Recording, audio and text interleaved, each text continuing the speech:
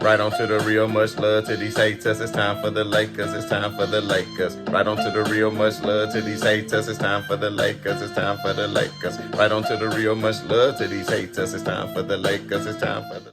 Man, what is happening, my YouTube family? Of course, it is your boy B New. I'm coming at you on this, Thursday? Yes, I'm damn near delirious because it's been a whirlwind of events on this Thursday. But first and foremost, as always, let me send out positive vibrations and blessings and to everybody who could be listening. And I tell you who needs some positive vibrations and blessings is the Los Angeles Lakers. They need some positive vibrations and blessings bad, because I don't know what in the hell is going on. And on yesterday, we do know that they were on the second night of a back-to-back going up against the Trailblazers. But we also know that Portland was coming off the second night of a back-to-back, and where they just got beat by the damn sorriest team in the league, the Orlando Magic. So the Los Angeles Lakers have no excuse to lose that game. And I'm going to keep blaming Frank Vogel. You damn right I'm going to keep blaming him. But at the end of the day, Frank Vogel ain't the one out there playing. So I know these other players got a lot of pressure on them. And every time, leading into trade deadline, players get nervous, especially, on the team that has high expectations. And some people cannot handle when they have high expectations and the damn scrutiny is on them every day. And they under the spotlight, and they on the Skip and Shannon show every damn day. And they on the B News show every day. And they on every show every damn day getting talked about. They don't know how to silence the noise and just kind of be to themselves and just fight through it. I don't know if they get into their mental, but I don't really want to get into much of the X's and O's of last night. I will say this: why in the hell did Frank Vogel, when I saw before the game, I said, oh shit, he started Trevor Ariza. And I knew they said Russell Westbrook was out with back soreness. I said, oh man, does that mean he getting traded? It may be. But then again, I said, nope, it's too impossible to move him. I don't think there's going to be any takers for him. But at the same time, what I'm wondering is, they just said they're just going to rest him because they didn't feel like they needed him for a team like the Trailblazers, whose whole roster just got traded and they had all these new players and then couldn't even go 10 or 11 deep. Couldn't even go but 8 or 9 deep. And still. And I knew it in the fourth quarter when that run started happening. But Malik Monk was up here playing very poor defense last night in the waning minutes of the fourth quarter, which allowed the Portland Trailblazers to really take that lead. And I kept wondering, Malik didn't really have it going on from the outside last night, so his shot wasn't really falling. But you know whose shot was falling last night? THT.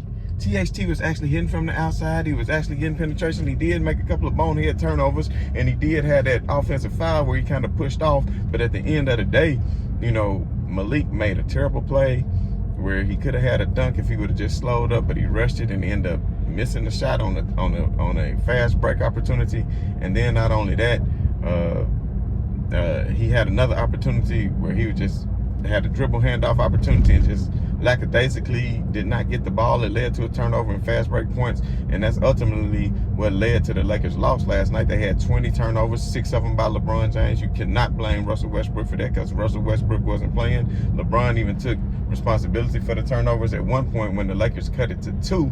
Then they got the steal, and then I said, oh yeah, they about to go down here and tie it up, and then you know what's going to happen. The Lakers are going to go ahead and win. So I put a lot of bread on it. Now my bread is gone, so that doesn't make me too happy. I know that might make y'all haters happy, but guess what? B New still gonna keep stacking it, so we all good there. But at the end of the day, man, what I'm trying to tell y'all is LeBron, he thought he had a good play, but the defender simply made a better play and was able to steal the ball, and it led to a 3, which instead of them tying it up, it put them up by 5, and that was the kind of writing on the wall, and that was all due to LeBron James on that particular play, and he took responsibility for that mistake that he made as well. He should, as well as the rest of the turnovers he had, but the Lakers just didn't have any energy.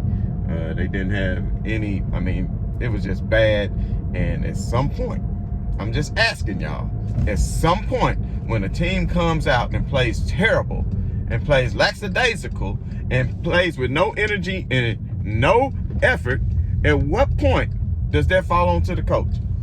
At what point, if you got a so-called top 75 player in Anthony Davis, at what point does he get more than 10 shot attempts in 40 minutes? Bro, you played 40 minutes, you got 10 shot attempts up. The last game against Milwaukee, 10 shot attempts, made 8 of them, 80%. Why are you not getting more attempts? It makes no sense.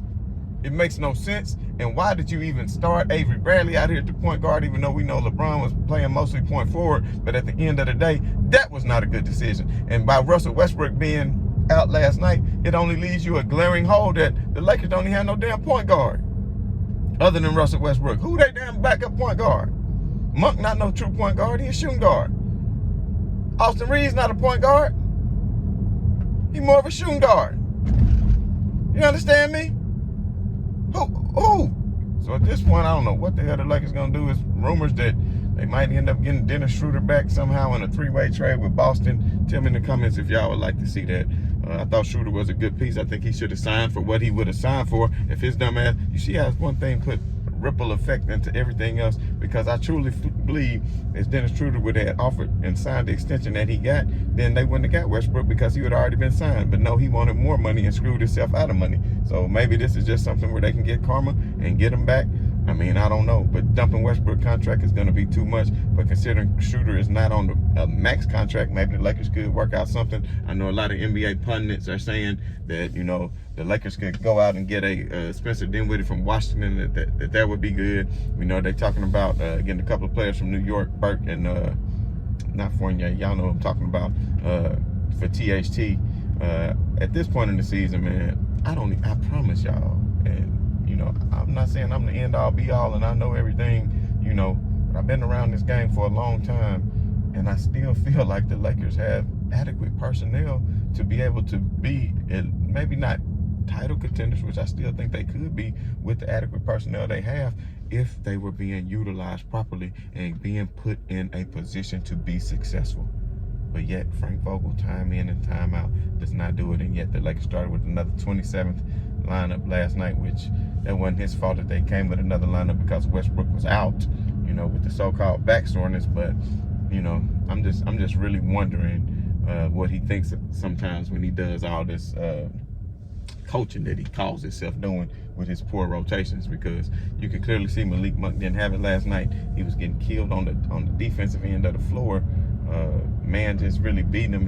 He has been playing better defense, but last night he was not. And THT actually has been playing pretty good defense. I mean, THT has been very active with his hands, getting steals, getting in passing lanes, closing out on the shooter, staying glued to his man. He's been doing all of these things, and yet I just don't see how it's paid any dividends to him getting more playing time, I guess because they're trying to chef him. But I just don't understand. You had all these high hopes for him, and then he come back from injury, then you barely use him the way you should because he have a few bad games instead of giving him the rhythm that he needs. And then you mess up his trade value. In that case, you should have left him on the shelf, and then he would have still had a high trade value if you was planning on doing that.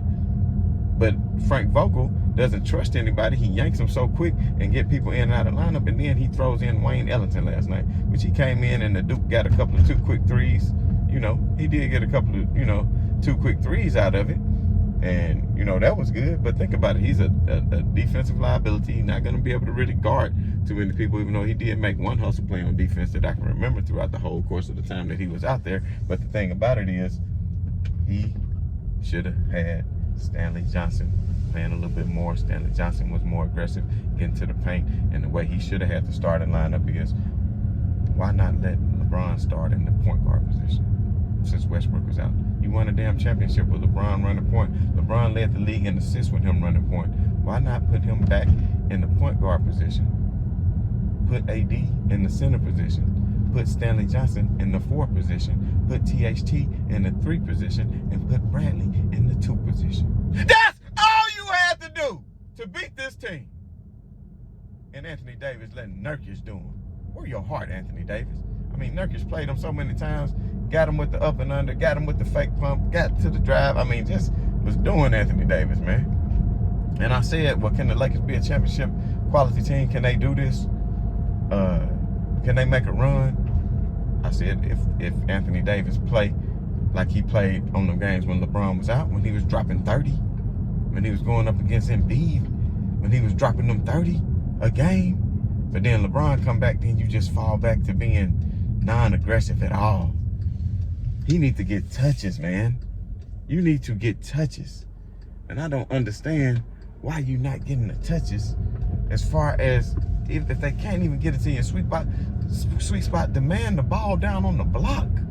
You 7 feet, for goodness sakes. What the hell are you good for? I mean, I just don't understand this, y'all. But at the end of the day, I'm not gonna harp on one game, you know.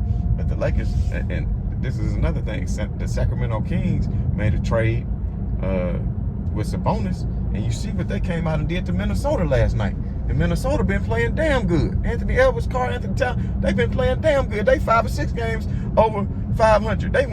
The Lakers went in one way and Minnesota went in the other way. But yet they just got a new team last night and was able to do that. Sometimes you need to inject something new and a jolt of energy. But to me, I'd say get rid of the whole damn coaching staff. I know it's too late in the season. You like, man, that'd be a lot to do, you know. But I just feel like even if they kept Fields on, man, and he took over, he ain't gonna do no better because he done doing the same old shit that Frank Vogel doing. Excuse my French. Sorry, I couldn't help it. But man, I'm telling y'all, goodness gracious, it's just damn ridiculous. And now that the Sacramento Kings, they gonna be climbing. New Orleans Pelicans, they gonna be climbing. Now the Lakers looking at being a damn 10th seed. They have to win 2 games just to get the 8th spot. Shit. At this point, should they just give up on the season, get a damn draft pick, and let LeBron rest? Hell, Jordan retired them times. Should LeBron take an early season off and just say, look, I'm shutting it down for the season. Y'all niggas is, y'all pathetic. Man, I'm sorry. I hope YouTube strike that from the record. My bad. But I think I can say that. But I couldn't help it. But anyway, man, like I'm telling y'all, what is really going on with these Lakers? I ain't gonna keep punishing, man, because I really got somewhere I need to be. And I'm gonna get back at y'all with another video today because this trade deadline is looming. So of course I'm hoping that it will be some sort of breaking news that the Lakers can make some kind of trade. You know, I just don't know who it will be and for what. I don't know if they plan on making a splash or what it is. I really don't see Russ leaving. So I don't know what they can do as far as, you know, THT, but there's a lot of different scenarios. I don't really have time to go over there right now, but I will come back later on this evening after the trade deadline and see if anything has transpired. And of course, if anything does transpire, I will be here to give you all breaking news. But I really do have to go right now because I have a tight schedule as of this moment. So peace and much love to everybody. And as always, man, right on to the real, and much love to these haters. I'm out.